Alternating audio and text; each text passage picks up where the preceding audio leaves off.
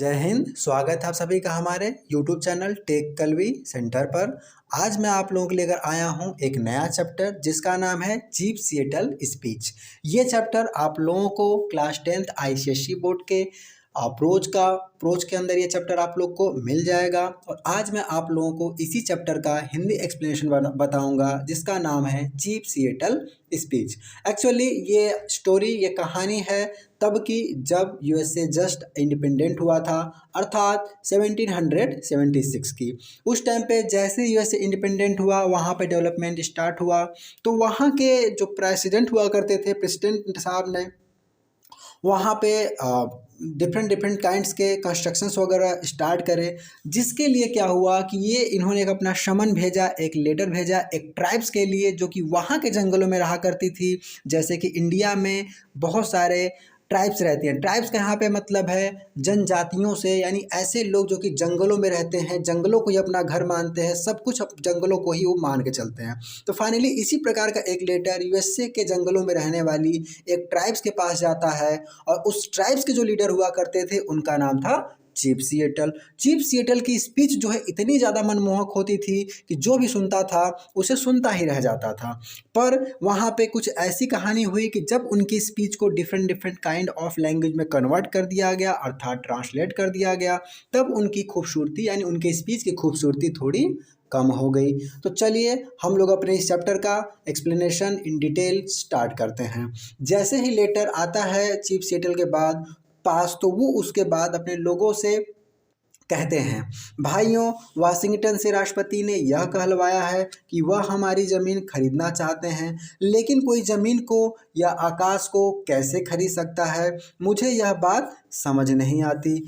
जब हवा की ताजगी पर और पानी के जोश पर तुम्हारा मलिकाना अर्थात मलिकाना हक नहीं है, तो तुम उसे खरीद और बेच कैसे सकते हो। इस धरती का हर एक टुकड़ा मेरे लोगों के लिए पवित्र है। चीड़ की हर चमकती पत्ती, हर रेतीला किनारा, घने जंगलों का कुहासा, हर मैदान, हर भुनभुनाता कीड़ा, ये सभी मेरे लोगों की स्मृति और अनुभवों में रचे बसे हैं और पवित्र भी हैं।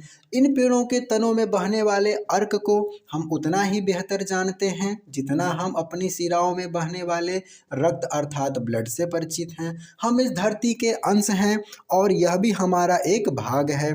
महकते फूल हमारी बहनें हैं, भालू, हिरन और गरुड़ ये सभी हमारे भाई हैं। पथरीली चोटियां, चारागाहों की चमक, खच्चरों की गर्माहट और हम सब एक ही परिवार के सदस्य हैं। इन झरनों और नदियों में बहने वाला चमकदार पानी सिर्फ पानी ही नहीं है, बल्कि हमारे पूर्वजों का लहू है।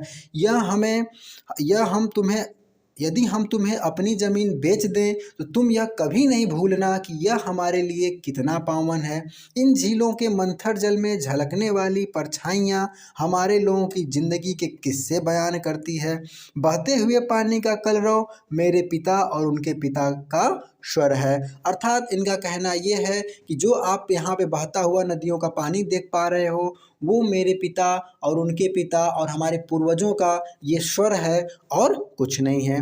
नदियाँ हमारी बहनें हैं, उनके पानी से हम प्यास बुझाते हैं। वे हमारी नौकाओं को दूर ले जाती हैं और हमारे बच्चों को मछलियाँ प्रदान करती हैं, जिससे हमारे बच्चे अपनी भूख मिटाते हैं।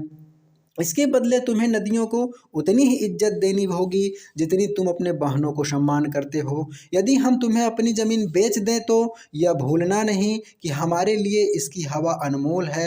इस हवा में यहाँ पनपने वाले हर जीव की आत्मा की सुगंध है। हमारे परदादाओं अर्थात हमारे वंशजों के जीवन की पहली और अंतिम सांस इसी हवा में कहीं घुली है। हमारे बच्चे भी इसी हवा में सांस लेकर बढ़े हैं। इसलिए अगर हम तुम्हें अपनी ज़मीन बेच दे तो इसे तुम अपने लिए उतना ही पवित्र जानना। इस हवा में, मैदानों में उगने वाले फूलों की मिठास है। क्या तुम अपने बच्चों को यह नहीं सिखाओगे जैसा हमने अपने बच्चों को सिखाया है कि यह धरती हम सबकी माता है। इस धरती पर जो कुछ भी गुजरता है वह हम सबको साथ में ही भोगना पड़ता है।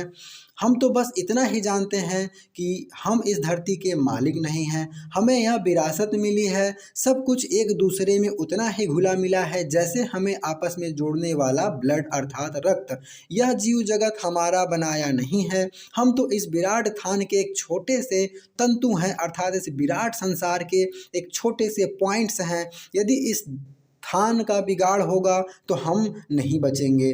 और हम यह भी जानते हैं कि हमारा ईश्वर तुम्हारा भी ईश्वर है। यह धरती ईश्वर को परम प्रिय है और इसका तिरस्कार उसके क्रोध को भड़काएगा।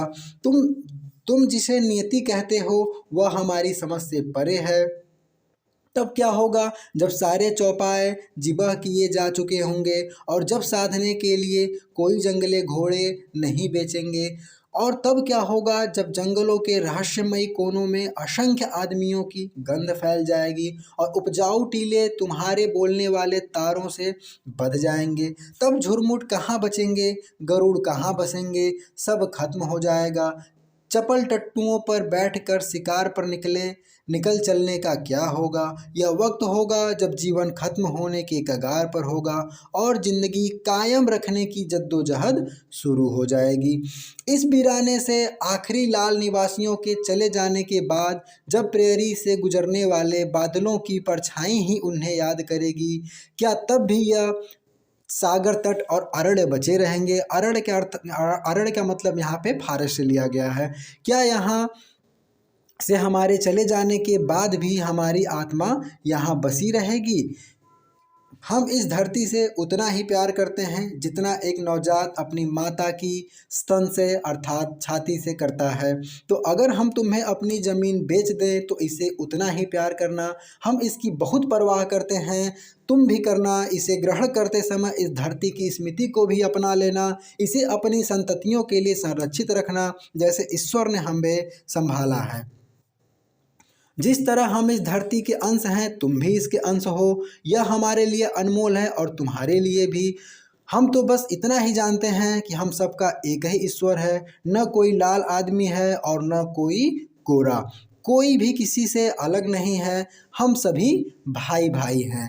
इस प्रकार चीफ सिएटल अपनी स्पीच के अंदर कहते हैं। उसके पश्चात वो लोगों के साथ ये अपना मैसेज बांटने की कोशिश कर रहे हैं। अपने इस स्पीच के थ्रू वो लोगों को यह बताना चाह रहे हैं कि जिसे आप लोग विकास कहते हो, डेवलपमेंट कहते हो, ग्रो कहते हो, ये बात मेरे बिल्कुल नहीं समझ में आती है। आप जिसको विकास बोल रहे हो ये कहीं ना कहीं विनाश है। जिस धरती को हम लोग माँ मान के पूज रहे हैं आप लोग उसको डिस्ट्रॉय कर दोगे। वहाँ पर डिफरेंट काइंड के कंस्ट्रक्शंस वगैरह लगा दोगे, जंगलों को आप काट दोगे। तो आने वाले टाइम पे सारा संसार धीरे धीरे करके नष्ट हो जाएगा।